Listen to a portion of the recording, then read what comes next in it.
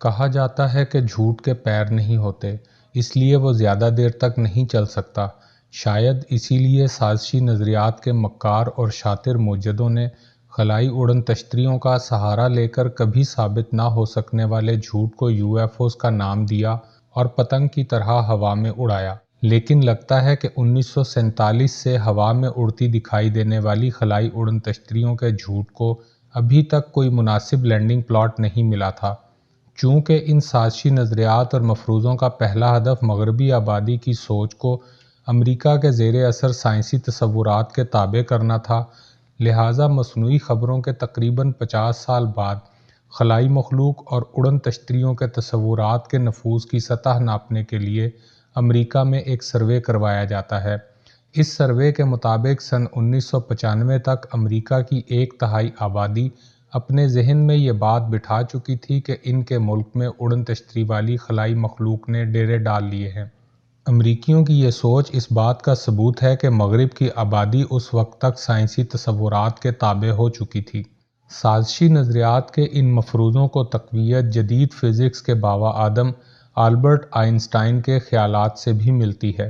1955 میں انتقال کرنے والا آئنسٹائن اڑن تشتریوں کو ایک حقیقت قرار دیتا ہے اور انہیں کسی خلائی مخلوق کا شاخسانہ نہیں بلکہ خفیہ ہاتھوں سے کنٹرول ہونے والی انسانی ٹیکنالوجی قرار دیتا ہے۔ لیکن چونکہ آئنسٹائن اڑن تشتریوں کا اعتراف کر لیتا ہے تو ان کے وجود پر ایک مہر تصدیق لگ جاتی ہے۔ حالانکہ آئنسٹائن کی دماغی صلاحیت کو غیر معمولی ثابت کرنے کے لیے بھی ایک کانسپریسی مشہور کی گئی تھی کہ اس کی یہ صلاحیت خلائی مخلوقات کی مرہون منت ہے۔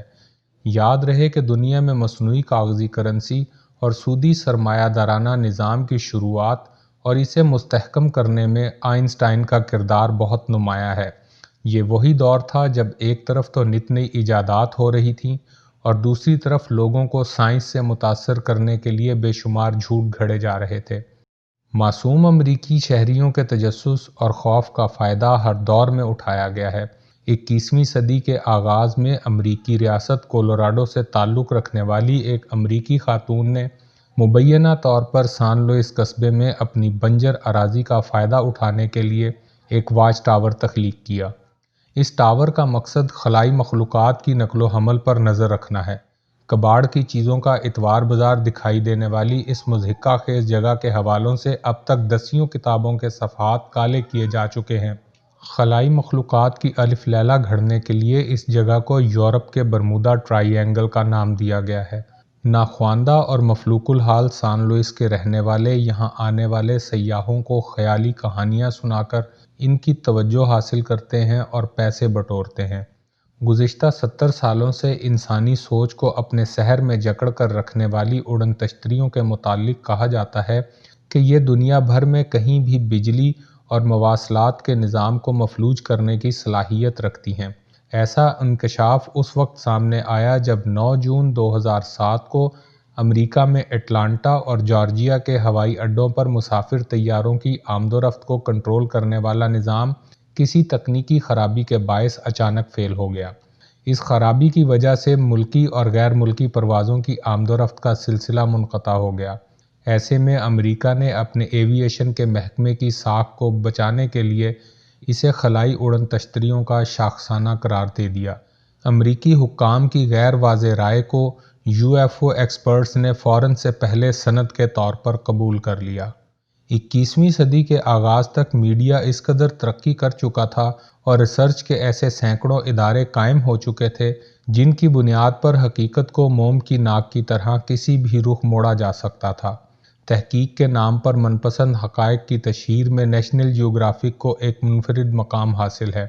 2008 میں نیشنل جیوگرافک چینل کی مدد سے ایک ویڈیو منظر عام پر لائی جاتی ہے جس میں مبینہ طور پر ایک خلائی اڑن تشتری کو دکھایا جاتا ہے، لیکن یہ ویڈیو بھی اڑن تشتریوں کے حقیقی ہونے کا تاثر قائم کرنے میں ناکام ثابت ہوتی ہے۔ متعلقہ ادارے اسی سال 2008 میں دنیا بھر سے اڑن تشتریاں دیکھے جانے کے 3500 اطلاعات موصول ہونے کے اعداد و شمار پیش کرتے ہیں۔ دلچسپ بات یہ ہے کہ ان اعداد و شمار میں 80% دعوے صرف امریکہ اور یورپ کی دیہاتی آبادیوں کی جانب سے کیے گئے تھے۔ ان میں بیشتر واقعات کی ویڈیوز بھی میڈیا کو مہیا کی گئیں۔ غیر واضح ویڈیوز اور عینی شاہدین کے انٹرویوز کے تجزیے کے بعد ماہرین انہیں خود سے فلمائے گئے عکس اور مصنوعی طریقے سے منعقد کیے جانے والے انٹرویوز قرار دیتے ہیں۔ یہ امر بالکل اسی طرح ہے جس طرح دنیا بھر کا الیکٹرانک میڈیا خبر کی سنسنی بڑھانے کے لیے خود سے خبر کو میک اپ کر کے ناظرین کے لیے پیش کرتا ہے۔ تمام تر کوششوں کے باوجود جب دنیا اڑن تشتریوں کے فریب میں نہیں آئی اور امریکی شہری بھی ان کے خلائی وجود سے متعلق اپنی رائے کو تیزی سے تبدیل کرنے لگے، تو سائنسی توہمات کی اجارہ داری کو پایہ تکمیل تک پہنچانے کے لیے امریکہ ایک غیر معروف گلوکار ٹام ڈی لانگ کو داستان کے منظرنامے میں داخل کرتا ہے۔ ٹام ڈی لانگ انٹرنیٹ پر اڑن تشتری کی ایک ویڈیو جاری کر کے سابق امریکی صدور آئزن ہاور اور جمی کارٹر کی طرح لوگوں کی توجہ حاصل کرتا ہے۔ ٹام کے ذریعے ان جھوٹی کہانیوں کو مستقل طور پر چھپانے اور بوقت ضرورت ان کی ہیئت کو تبدیل کرنے کے لیے سن 2017 میں stars academy of the arts and sciences کے نام سے ایک خلائی تحقیقاتی ادارہ قائم کیا جاتا ہے۔ اس ادارے میں حساس امریکی اداروں کے ریٹائرڈ افسران کو ٹام کا شراکت دار بنایا جاتا ہے اور اس ادارے کے نام پر ساری دنیا سے مراعات وصول کی جاتی ہیں۔ یہ ادارہ بالکل اسی طرز پر اپنا مشن سر انجام دے رہا ہے جس طرح ساری دنیا میں NGOs کسی مخصوص ایجنڈے کے تحت کام کرتی ہیں۔ اڑن تشتریوں کی حقیقت جاننے کے لیے گیلپ نے بھی مختلف ادوار میں سروے منعقد کیے۔ اگر ان سرویز کا باریک بینی سے مشاہدہ کیا جائے تو دلچسپ حقائق سامنے آتے ہیں۔ ان سرویز میں سب سے قابل ذکر بات تمام سرویز کا بنیادی سوال "کیا آپ نے اڑن تشتری کو دیکھا ہے؟" کا جواب اوسطاً 85% نفی میں ہے۔ موجودہ دور میں اڑن تشتری دیکھے جانے کی سب سے زیادہ اطلاعات کینیڈا سے موصول ہو رہی ہیں، جہاں روزانہ کی بنیاد پر اوسطاً 4 سے 5 لوگوں کو جاگتی آنکھوں سے مبینہ اڑن تشتریاں نظر آتی ہیں۔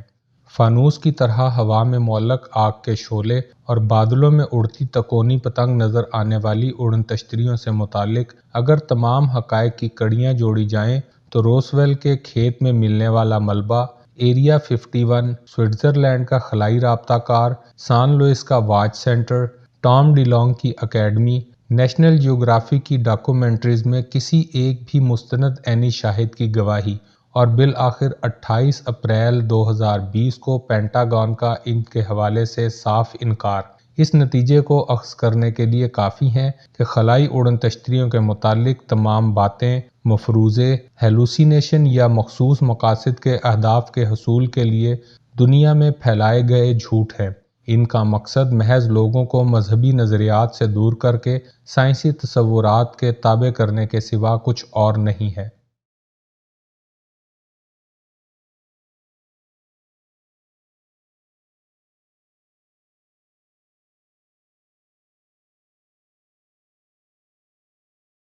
پاکستان سوشل ٹی وی، زندگی کی ہر خوشی، پاکستان سوشل ٹی وی، اپنی دھن۔